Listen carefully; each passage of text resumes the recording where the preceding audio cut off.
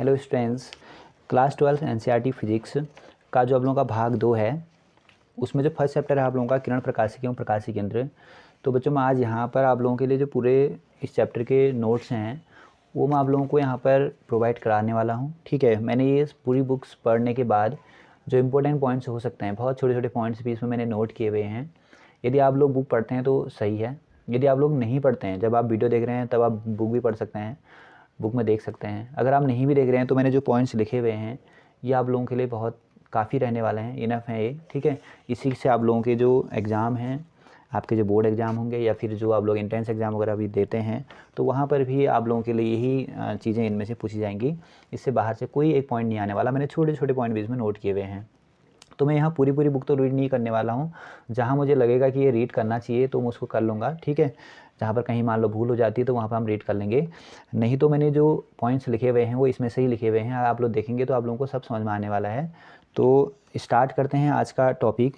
तो इसमें जो फर्स्ट स्टार्टिंग में इसने भूमिका लिखी हुई है, इस भूमिका में क्या चीज़ें इसमें बताई गई हैं वो मैं आप लोगों को थोड़ा बहुत बता देता हूँ। तो जैसे इसमें पहली लाइन लिखी हुई है, प्रकृति ने मानव नेत्र को विद्युत चुम्बकीय स्पेक्ट्रम के एक छोटे से परिसर में विद्युत चुम्बकीय तरंगों को सुग्राहिता सहित संसूचित कर सकने योग्य बनाया है। तो इसमें क्या कहना चाह रहा है, याद रखना, जो हमारी आँखें बनाई गई हैं, गॉड ने जो हमारी आँखें बनाई हैं, ये इन आँखों को इस प्रकार से बनाया गया है कि विद्युत चुम्बकीय स्पेक्ट्रम जो हमें प्राप्त होता है, अभी बता रहा हूँ मैं आप लोगों को, उस विद्युत चुम्बकीय स्पेक्ट्रम में से केवल एक छोटा सा रेंज, जिसको हम विजिबल रेंज कहते हैं, तो उस दृश्य या हिंदी में कहेंगे दृश्य, तो दृश्य प्रकाश को देखने लायक हमारी आंखों को बनाया गया है। अन्य जो रेडिएशन है या अन्य जो किरणें हैं या तरंगें हैं उनको हम अपने आंखों से देख नहीं सकते हैं। तो स्टूडेंट्स, जो विद्युत चुम्बकीय तरंगें होती हैं, उस विद्युत चुम्बकीय तरंगें में कुल 7 प्रकार की तरंगें आती हैं। उन 7 प्रकार की तरंगों की अगर हम लोग यहाँ पर बात करें तो इसमें सबसे पहले ऊपर जो लिखा हुआ मैंने, देखो ये 7 ये हैं। ठीक है, इसमें आप इसको याद ऐसे कर सकते हैं, गाड़ी XUV इन माई रेंज, गाड़ी XUV इन माई रेंज। तो इससे फॉर्मूला एक तरीका हो गया याद करने का। तो इसमें जो G है ये गामा रेज होगी, एक्स रे, और ये ultraviolet, visible, infrared, micro and radio waves, आप इसको नोट कर सकते हैं। ठीक है, तो G से है गामा, गामा किरणें कह देंगे, और ये X किरणें होगी, इनको बोलते हैं पराबैंगनी किरणें, इसको बोलते हैं दृश्य प्रकाश या दृश्य किरणें, और इसको बोलते हैं इंफ्रारेड या अवरक्त किरणें, सूक्ष्म तरंगें, और साथ में आती हैं रेडियो तरंगें। इसमें से ये वाला रीजन जो है ये कह रहा है कि गॉड ने हमारे आंखों को इस प्रकार बनाया गया है कि केवल इतना सा रीजन, एक सूक्ष्म रीजन, जिसमें कि जिसको हम विजिबल या फिर इसको दृश्य प्रकाश कह रहे हैं, इसमें जो प्रकाश होता है उसकी तरंगदैर्घ्य आप लोग याद रखेंगे 4000 एंगस्ट्रॉम से 7500 एंगस्ट्रॉम इसकी तरंगदैर्घ्य रेंज होती है। इसी प्रकाश को हम क्या कर सकते हैं, देख सकते हैं, या मानव नेत्र इस प्रकाश की हेल्प से वस्तुओं को देखता है। याद रखेंगे, इस प्रकाश की वजह से विद्युत चुम्बकीय तरंगों में केवल विजिबल रेंज जो होता है, दृश्य प्रकाश, इसकी ही हेल्प से हम क्या करते हैं, जो सारी वस्तुएं हैं ये दृश्यमान हैं, इनको हम देख सकते हैं। ये चीज़ें इसमें बताई गई हैं भूमिका में। तो फिर इसमें बताया गया है कि जो प्रकाश होता है, ये प्रकाश में अगर हम लोग देखें तो इसमें काफ़ी कुछ गुण इसके हमें देखने को मिलते हैं। जैसे कि हम कहते हैं कि प्रकाश सीधी रेखा में गमन करता है। जब हम प्रैक्टिकल करते हैं तो हमें पता चलता है कि सीधी रेखा में जा रहा होगा। जैसे मैं भी ये करूँ तो ये छाया क्या होती है, सामने की ओर होती है ना, तो इससे हमें पता चलता है कि जो प्रकाश होगा वो क्या होगा, सामने की ओर ही ट्रैवल कर रहा होगा। तो कुछ एक्सपेरिमेंट की हेल्प से पता चलता है कि प्रकाश सीधा चलता है और प्रकाश की चाल बहुत ज़्यादा होती है। ठीक है, तो इस चीज़ को अगर हम लोग देखें तो प्रैक्टिकली प्रकाश की चाल की अगर हम बात करें निर्वात में, तो याद रखना ये होती है C = 2.99792458 × 10⁸ मीटर पर सेकेंड। ठीक है, ये एग्जैक्ट वैल्यू है प्रकाश की चाल। और अगर हम बात करें तो ये जो चाल होती है ना, ये नेचर में सबसे अधिकतम चाल है जो कि हमारे नेचर में एग्जिस्ट करती है। तो याद रखना, मैक्सिमम जो स्पीड होती है वो कितनी होती है, ये होती है। कैलकुलेशन में हम इसका मान हमेशा कितना रखते हैं, आप लोगों ने ये कहीं पे यूज़ भी किया होगा, 3 × 10⁸ मीटर पर सेकंड हम इसको यूज़ करते हैं कहीं पर अगर कैलकुलेशन में ज़रूरत पड़ती है तो। ठीक है, क्योंकि 2.999 है तो इसको हम 3 मान सकते हैं, तो इसलिए 3 × 10⁸ भी आप इसको कह सकते हैं। उसके बाद इसमें थोड़ा सा हम जब आगे आएंगे तो एक आपको इसमें पॉइंट दिखाएगा, मैं इसको आपको दिखा भी देता हूँ। तो भूमिका में यही सब लिखी हुई है कि हम चैप्टर में क्या क्या स्टडी करने वाले हैं। ठीक है, इसके बारे में थोड़ा बहुत बताया है इसने। और आगे जो आ रहा है इसमें प्रकाश का कणिका मॉडल, ये आप लोग देख सकते हैं, प्रकाश का कणिका मॉडल। तो प्रकाश का कणिका मॉडल क्या कहता है ये मैं आप लोगों को थोड़ा बहुत एक्सप्लेन कर देता हूँ। ठीक है, तो इसमें एक साइंटिस्ट थे, उनका नाम था दकार्ते। तो दकार्ते ने स्टार्टिंग में कणिका मॉडल प्रस्तुत किया। कणिका मॉडल में कुछ नहीं कहा गया, जो प्रकाश होता है वो सूक्ष्म कणों से मिलकर बना होता है, ये कहा किसने? दकार्ते ने। बाद में न्यूटन ने इस कणिका सिद्धांत को आगे बढ़ाया, इसमें बहुत सारी चीज़ें उन्होंने एक्सप्लेन करी, ठीक है। तो न्यूटन का कणिका सिद्धांत बाद में इसको नाम दिया गया, न्यूटन का कणिका सिद्धांत, कॉर्पस्कल्स थ्योरी ऑफ न्यूटन।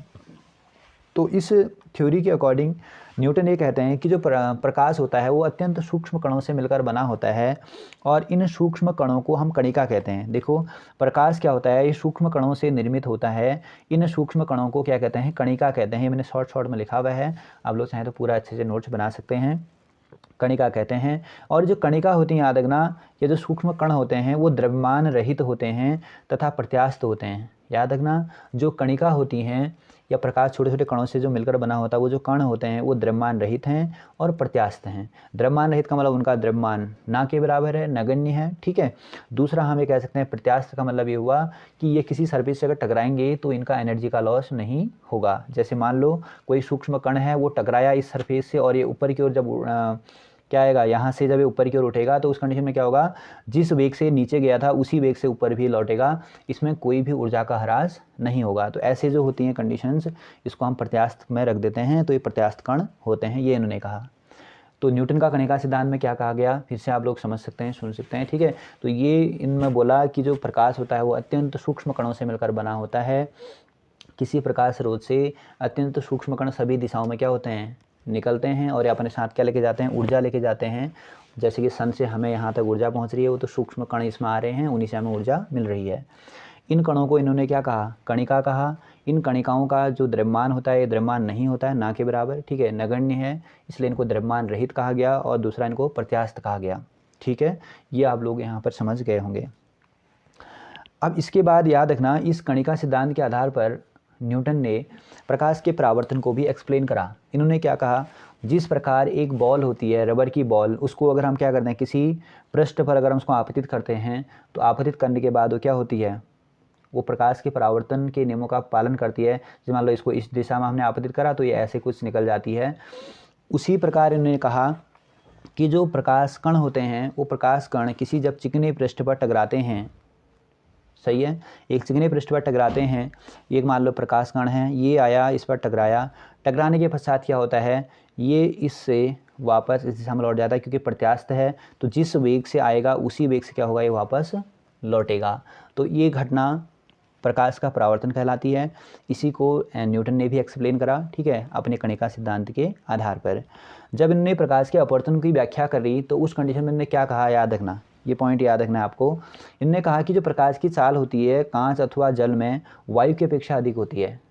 अब आप लोगों को याद आ रहा होगा कि बिल्कुल अपोजिट सा पॉइंट है, क्योंकि प्रकाश की चाल तो कहाँ होती है, वायु और निर्वात में सबसे ज़्यादा होती है, पर ये उल्टा कह रहे हैं। देखो, प्रकाश की चाल कांच अथवा जल में वायु की अपेक्षा क्या होती है, अधिक होती है।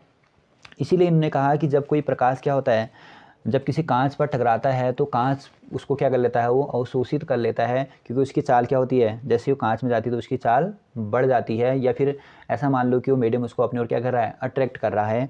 तो इसीलिए क्या होगा, प्रकाश का अपवर्तन हो जाता है, ऐसा इन्होंने बोला। पर बाद में ये चीज़ गलत साबित हुई, इसीलिए हम लोग न्यूटन के जो कणिका सिद्धांत है उसमें काफ़ी सारी कमियाँ हमें देखने को मिल जाएंगी, ठीक है ना। तो इन्होंने इसके आधार पर परावर्तन के साथ साथ किसके अपवर्तन की व्याख्या करी, पर इसमें ये चीज़ इन्होंने मानी जो कि ठीक नहीं थी। इतना समझ में आ गया होगा, ये चीज़ सब उसमें लिखी हुई हैं, उसी से मैं अगले एक्सप्लेन कर रहा हूँ, और एग्जाम्पल भी बिल्कुल वही दे रहा हूँ जो उसमें दिए हुए हैं, ठीक है। तो इसके बाद हमारा इसमें आके आता है गोलीय दर्पण। तो गोलीय दर्पण क्या होते हैं, इसको हम थोड़ा सा समझेंगे, ठीक है। तो गोलीय दर्पण क्या होता है, खोखला गोला होगा, मान लो एक खोखला गोला, इमेजिन करो आप एक कांच का खोखला गोला, उस कांच के खोखले गोले को कट कर दो, सही है। कांच को जब खोखले गोले कट करेंगे तो कुछ ऐसा पृष्ठ हमें मिलेगा ही। अब हमें क्या करना है, उस खोखले गोले के एक तरफ हमें पॉलिश कर देनी है, तो जो दूसरा इसका साइड रहता है, इससे क्या होता है, प्रकाश का परावर्तन होता है, तो ये एक किसका, गोलीय दर्पण का कार्य करने लगेगा। आप लोग ये समझ गए होंगे। ये क्या लेना, कांच का खोखला गोला, उसको कट कर देना है, उसके एक हिस्से में एक साइड से पॉलिश कर देनी है, तो फिर दूसरा वाला सिरा किसकी तरफ कार्य करता है, परावर्तक पृष्ठ की भांति कार्य करने लगता है। इसमें अगर हम बात करते हैं, ये जो रहता है पॉइंट, मध्य बिंदु आप कह सकते हो इसको। गोलीय दर्पण का इसको हम लोग क्या कहते हैं, ज्यामितीय केंद्र भी कहते हैं ध्रुव को, याद रखना, गोलीय दर्पण का ज्यामितीय केंद्र को हम ध्रुव कह रहे हैं। तो जो ध्रुव होता है, इस ध्रुव से ही हम लोग क्या करते हैं, सारी दूरियों को मेजर कर रहे होते हैं। और हमेशा याद रखेंगे, जहाँ को परावर्तक पृष्ठ होगा वो हमेशा बाईं तरफ को रहेगा। परावर्तक पृष्ठ हमेशा कहाँ रहता है, बाईं तरफ को, और बाईं तरफ को ही वस्तु को रखा जाता है। यदि हमें कोई वस्तु देखना है ना, उस वस्तु को हम यहाँ रखेंगे, इस साइड में वस्तु को, ठीक है, ये बाईं तरफ रखेंगे। चिन्ह परिपाठी, उसमें आप लोग देखेंगे अगला जो आपका पॉइंट होगा इसमें चिन्ह परिपाठी लिखा रहेगा। तो चिन्ह परिपाठी में क्या क्या चीज़ें एक्सप्लेन करेंगे, चिन्ह परिपाठी है, मैं इसको भी यहीं पर समझा देता हूँ। चिन्ह परिपाठी में इसने ये चीज़ लिखी हुई है कि जो ऊपर की दूरियां होती हैं वो धनात्मक ली जाती हैं, और नीचे की दूरी को हम क्या लेते हैं, हमेशा ऋणात्मक लेते हैं, ठीक है। और दूसरा, जो प्रकाशिक केंद्र होता है ये वाला है, इसको अगर हम बात करें, ये इसमें रेडियस ऑफ कर्वेचर, या इसको हम लोग वक्रता केंद्र कह देते हैं। क्या नाम देंगे इसको, वक्रता केंद्र, वक्रता केंद्र, ठीक है, वक्रता केंद्र ही आप इसको बोलेंगे। तो ये वक्रता केंद्र क्या होता है, सी होता है। अगर हम क्या करें, एक चीज़ में और बताई गई है इसमें, वक्रता केंद्र से अगर हम क्या करते हैं, इस दर्पण पर एक लाइन खींच दें, ये ऐसे मान लो एक लाइन खींच दो, तो याद रखना ये लाइन जो होती है इस पर 90 डिग्री या फिर अभिलंब का काम कर रही होती है। इस बिंदु पर किसका काम करेगी, अभिलंब का काम करेगी, या हम कहते हैं कि अभिलंब होती है। वक्रता केंद्र को दर्पण के पृष्ठ से मिलाने वाली जो रेखा होती है, वो दर्पण के उस पृष्ठ पर या उस बिंदु पर किसका काम करती है, अभिलंब का कार्य करती है। ये पॉइंट भी आप लोगों को याद रखना है, क्योंकि हमें अभिलंब की जरूरत पड़ेगी आगे। हम लोग जब प्रकाश का परावर्तन अपवर्तन पढ़ेंगे ना, तो उसमें क्या होता है, देखो, जब ये कोई पृष्ठ है, इस पर हम पहले अभिलंब लेते हैं। इस अभिलंब के अनुसार तो हम क्या करते हैं, ये जो कोण होता है इसको हम आई कहते हैं, इसमें लिखा गया है। अभिलंब और आपतिकर्ण के बीच को कोण को आपतन कोण कहते हैं, और अभिलंब और किसके बीच के, परावर्तित किरण के बीच को क्या कहते हैं, आर कहते हैं। तो हम रिफरेंस, एज अ रेफरेंस हम किसको यूज़ कर रहे हैं यहाँ पर, ये नॉर्मल को यूज़ कर रहे हैं या परपेंडिकुलर को यूज़ कर रहे हैं। तो यही ही हमें पॉइंट इसमें याद रखना है, ठीक हो गया, ये आप लोग समझ गए होंगे। इसी प्रकार अगर हम देखें तो दाईं तरफ की दूरियों को धनात्मक और बाईं तरफ की दूरियों को हम क्या लेते हैं, इसमें ऋणात्मक लेते हैं। तो चिन्ह परिपाठी वाला पॉइंट्स आप लोगों को समझ में आ गया होगा। इसके हम आगे चलेंगे, और आगे अगर हम इसमें देखें तो गोलीय ये दर्पणों की फोकस दूरी यहाँ पर लिखा हुआ है, इसमें मैं थोड़ा आप लोगों को एक्सप्लेन कर देता हूँ इसमें क्या क्या चीज़ें बताई गई हैं। तो देखते हैं गोलीय दर्पणों की फोकस दूरी। तो फोकस दूरी अगर हम लोग समझें तो मेनली फोकस दूरी को प्रैक्टिकली भी हम लोग मेजर कर सकते हैं। मैं थोड़ा सा आप लोगों को बता दूं अगर आप लोग इसको सुनना चाहें तो, ठीक है। फोकस को हम कैसे मेजर कर सकते हैं, प्रैक्टिकली आप लोग क्या करेंगे, एक लेंस लेंगे, जो ज्योमेट्री बॉक्स में एक लेंस आता है, उस लेंस को अगर हम लें और हम धूप में चले जाएँ, ठीक है, तो आप लोग देखेंगे कि धूप में क्या करने से, जब उसको हम धूप में रखते हैं लेंस को, एक पर्टिकुलर डायरेक्शन में उसको हम फोकस करते हैं, तो उसके सामने क्या होता है, एक डॉट बनता है। ये आप लोगों ने शायद एक प्रैक्टिकल करा होगा, किसी का हाथ जलाने या किसी का कपड़ा जलाने के लिए, ठीक है ना। तो हम क्या करते हैं, जब उस लेंस के सामने रखते हैं तो दूसरी साइड में क्या बनता है, एक डॉट बनता है। तो जहाँ पर वो डॉट बहुत डार्क बनता है, समझ रहे हो, बहुत ज़्यादा ब्राइट हमें दिखेगा, उस कंडीशन में हम उसको फोकस करते हैं हमेशा। ये तो करते हैं, आपको कहीं जलाना है तो क्या करो, आप उसको एक ऐसी पोजीशन में फिक्स करो जहाँ पर वो बिल्कुल ब्राइट वो बन रहा हो, डॉट बन रहा हो। तो जो जहाँ पर वो ब्राइट डॉट बन रहा है, तो हम कहते हैं कि ये फोकस पर सेट हो गया है। तो अगर आप वो लेंस से लेके वहाँ तक की दूरी मेजर करेंगे ना, जहाँ पर वो डॉट बन रहा होगा और लेंस से कितना दूर है वो, वही उसकी क्या कहलाएगी, फोकस दूरी कहलाएगी। तो फोकस दूरी पर हम ये कहते हैं कि इमेज जो होती है वो सबसे सही बनती है या साफ इमेज बनती है।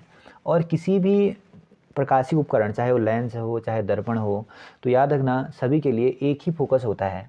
मेनली अगर एक ही फोकस होगा तभी वो उसका अच्छा प्रतिबिंब बना पाएगा। एक फोकस एक प्रतिबिंब हमें दिखेगा और वो साफ दिखेगा।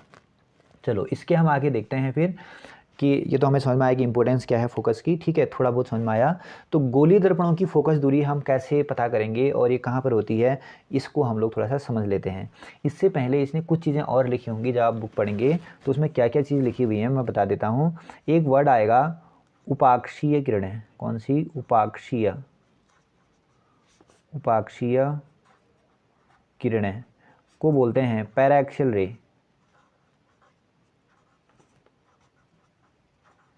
Paraxial raise. तो पैराक्सियल रेज क्या होती हैं या उपाक्षी किरणें क्या होती हैं, उपाक्षी थोड़ा नाम अजीब सा लग रहा है, पैराक्सियल आप इसको कहें तो और ही अच्छा है। तो जैसे मान लो एक कोई दर्पण है, इस दर्पण में ये मुख्य अक्ष हो गई। तो अगर मुख्य अक्ष के बहुत पास से होके कोई रे आती है और वो लगभग क्या होती है, मुख्य अक्ष के समांतर होती है। ध्यान देना, ये लगभग मुख्य अक्ष के समांतर, पूरी समांतर तो नहीं है, ये लगभग समांतर है और ध्रुव के बहुत पास आपतित हो रही है, ध्रुव के बहुत पास दर्पण पर आपतित हो रही है। तो ऐसी किरण को हम याद रखना बोलते हैं उपाक्षीय या पैराक्सियल रेज।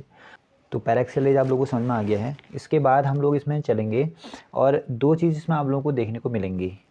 पहला आपको इसमें दिखेगा एक पॉइंट फोकस बिंदु, या सिंपल फोकस भी कह सकते हैं। दूसरा आप लोगों को मिलेगा एक वर्ड इसमें और, फोकस तल।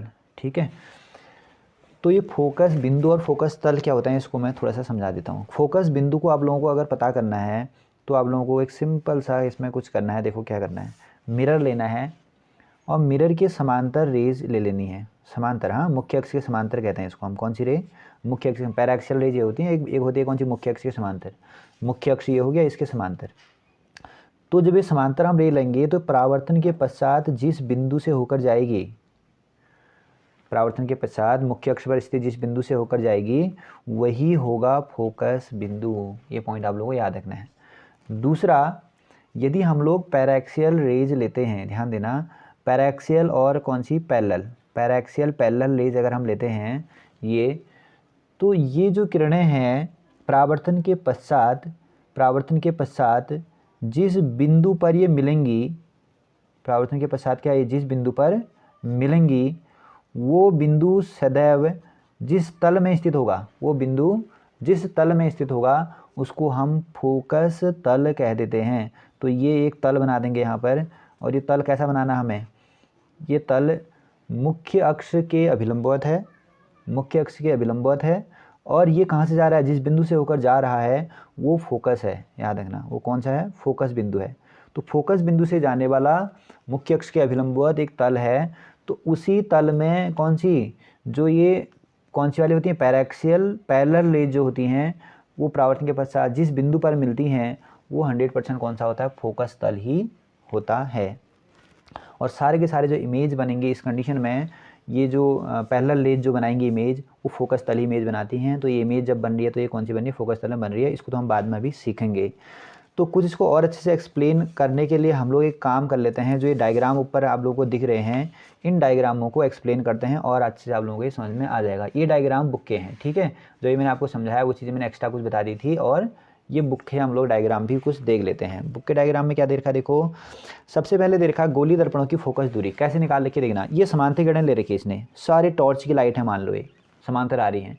तो फिर परावर्तन के पश्चात जिस बिंदु से होकर जाएंगे ना मुख्य अक्ष पर, वही कौन होगा, फोकस होगा। या फिर उत्तल में क्या होगा, उत्तल में जब ये किरणें आ रही हैं तो ये किरणें अगर ऐसे आएंगी तो ये कैसे आएंगी, ऐसे आएंगी। परावर्तन यहाँ ऐसे होगा उत्तल में, यहाँ परावर्तन ऐसे होगा।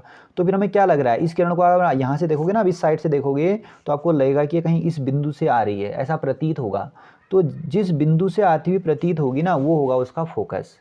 तो फोकस बिंदु या जो फोकस है उसकी डेफिनेशन क्या बन सकती है, मुख्य अक्ष के समांतर चलने वाली प्रकाश किरणें मुख्य अक्ष पर स्थित जिस बिंदु से होकर जाती हैं या जिस बिंदु से आती हुई प्रतीत होती हैं उसे दर्पण का मुख्य फोकस कहते हैं। तो डेफिनेशन दोनों के लिए बन गई, उत्तल के लिए भी और उत्तल के लिए भी।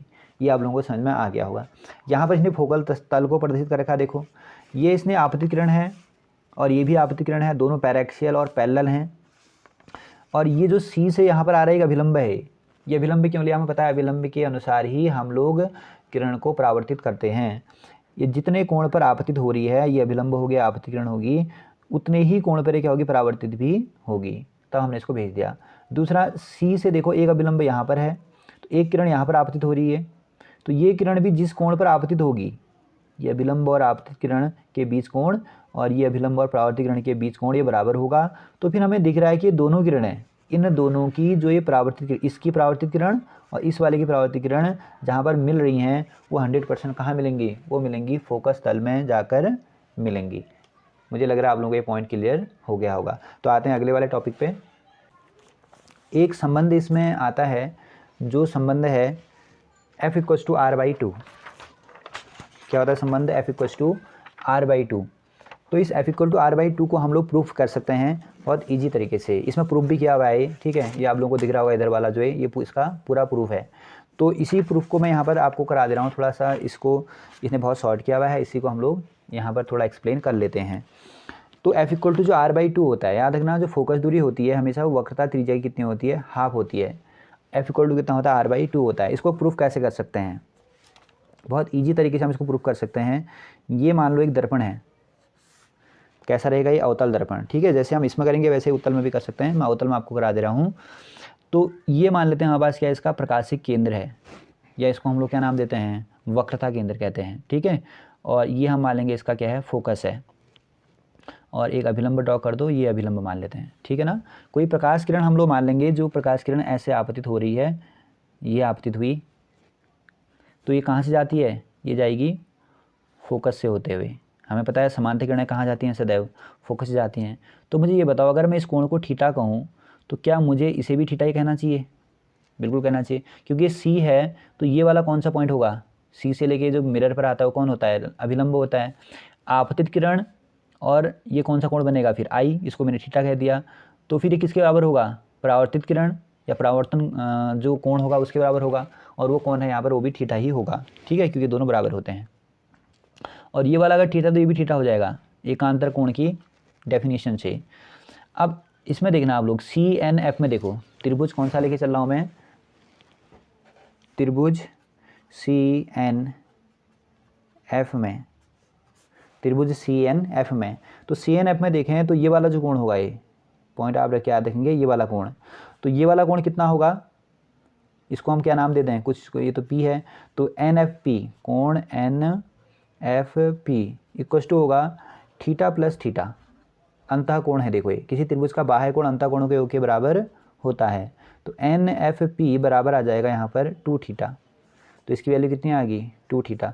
यहाँ से मैं एक अभिलंब डाल देता हूँ इसमें, ठीक है, और इस अभिलंब को हम लोग अगर नाम देते हैं अभी कुछ M। और हमें पता है कि हम पैराक्सियल जो रेस की बात करते हैं तो उसमें जो ये N होता है, यानी यहाँ के बहुत पास होगा, ये मैंने दूर दिखा रखा है क्योंकि डायग्राम ठीक बने इसलिए, नहीं तो N यहाँ पर होता तो अभिलंब कहीं P पर ही पड़ रहा होता। तो हम M को P भी मान सकते हैं, याद रखेंगे, M को हम क्या मान सकते हैं, P भी मान सकते हैं। इसमें ये जो ट्रायंगल बन रहा है ये वाला कौन सा, त्रिभुज FNM में अगर हम इसमें लगा दें tan 2 थीटा, tan 2 थीटा बराबर फॉर्मूला होता है लंब बट्टा आधार। तो लंब कौन है इसमें, NM, और बट्टे आधार कौन है, FM, यहाँ तक ठीक है। और दूसरा जो हमारे पास FM है उसको हम FP भी कह सकते हैं। तो इसी को मैं ऐसा लिख सकता हूँ, देखो NM अपॉन में FP, NM अपॉन FP भी हम इसको लिख सकते हैं। और tan 2 थीटा हमें पता है कि थीटा अगर बहुत ही स्मॉल रहे तो tan 2 थीटा कितना होता है, 2 थीटा। और मैंने यहाँ बात कर रखी है, मैंने कहा था हम जितने भी क्वेश्चन करेंगे, डेरिवेशन करेंगे, वो सारे के सारे पैराक्सियल रेज के लिए होंगे। और पैराक्सियल रेज वो होती हैं जो क्या होती हैं, जो बहुत पास से होकर गुजरती हैं मुख्य अक्ष के, ठीक है। तो इसलिए हम क्या मानते हैं, इसको एंगल बहुत छोटा होगा तो ये 2 थीटा हो जाएगा। तो बन जाएगा कौन, NM, और बट्टे में कितना आ जाएगा, FP। इसको इक्वेशन नंबर अभी फर्स्ट बोल दो, या एक काम और कर सकते हैं, हम इसमें से थीटा निकाल सकते हैं। तो थीटा इक्वल टू कितना आ जाएगा, ये आ जाएगा theta equal to NM upon में 2 को नीचे ले जा लो तो 2FP हो जाएगा। इसको बोल दो इक्वेशन नंबर फर्स्ट। अब हम लोग एक त्रिभुज और देख सकते हैं इसमें, CNM में, त्रिभुज CNM में। तो त्रिभुज CNM में अगर आप लोग देखेंगे तो इसमें लगा देंगे tan थीटा, क्या लगाएंगे, tan थीटा। तो tan थीटा इक्वल टू आ जाएगा NM अपॉन में CM। और क्या मैं NM को तो ऐसे ही रहने देंगे, तो जो CM है क्या मैं उसको CP लिख सकता हूँ, लिख सकता हूँ। जो M पॉइंट है वो P को कोइंसाइड कर रहा है तो इसको हम CP भी कह सकते हैं। और tan थीटा को मैं लिख सकता हूँ थीटा, तो यहाँ पर से आ जाएगा theta equals to NM upon में CP। तो ये वाली इक्वेशन देखो 1 और ये इक्वेशन देखो 2, दोनों थीटा थीटा हैं। तो क्या मैं दोनों को इक्वल कर दूं, इन दोनों को हम इक्वल कर सकते हैं, इक्वेशन 1 और 2 को। तो यदि हम इक्वेशन 1 और 2 को इक्वल कर दें तो ये बन जाएगा NM upon CP equals to NM upon में 2FP, देख लेंगे आप लोग, गलत तो ना नहीं होना चाहिए, ठीक है। तो ये आ जाएगा। अब NM से NM क्या हो जाएगा, कैंसिल, तो यहाँ से आ जाएगा 2FP इक्वल्स टू CP। तो यहाँ से FP कितना आ जाएगा, FP इक्वल्स टू आ जाएगा CP/2, सही है। अब अगर हम यहाँ से FP और CP की वैल्यू रखें, आप लोग देखेंगे FP जो है वो कौन है, फोकस दूरी, तो फोकस दूरी को बोलते हैं स्मॉल f, P से लेके F तक की दूरी को बोलते हैं फोकस दूरी, और P से लेके C तक की दूरी को बोलते हैं वक्रता त्रिज्या। वक्रता केंद्र है ना, तो ये कौन सी कहलाएगी, वक्रता त्रिज्या। तो क्या मैं इनकी वैल्यू रख दूँ, तो FP को मैं क्या लिखूँ, FP जो था वो कौन था, F, और CP की वैल्यू कौन है, R, और अपॉन में कितना आ जाएगा 2। तो F इक्वल टू कितना प्रूव हो गया, R/2।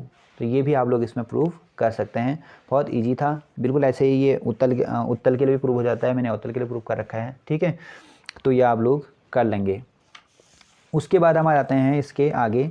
तो आगे हमें एक इसमें आता है मिरर फॉर्मूला, जिसको बोलते हैं दर्पण समीकरण। ये आप लोग देख सकते हैं, नेक्स्ट हमारी जो हेडिंग है यहाँ पर क्या है, दर्पण समीकरण।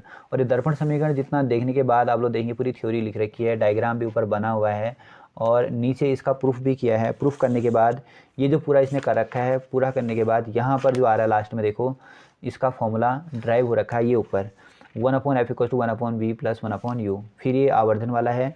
तो ये जो दो टॉपिक हैं इनको भी मैं आप लोगों को बड़े अच्छे से यहाँ पर प्रूफ करा दे रहा हूँ। बहुत ही शॉर्ट तरीके से हम इसको कर सकते हैं। तो इसको करने के लिए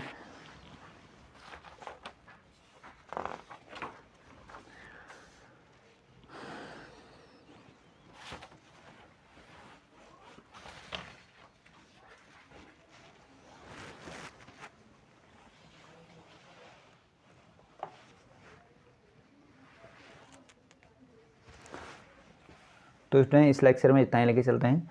इसके बाद का लेक्चर हमारा जो रहेगा, इससे से आगे हम लोग उसमें करेंगे, और 2-3 लेक्चर आने के बाद 3 या 4 लेक्चर में ये पूरा चैप्टर कंप्लीट हो जाने वाला है, ठीक है। और आगे को अब आप लोगों को इसमें और जो मोस्ट इंपॉर्टेंट पॉइंट्स हैं वो देखने को मिलेंगे।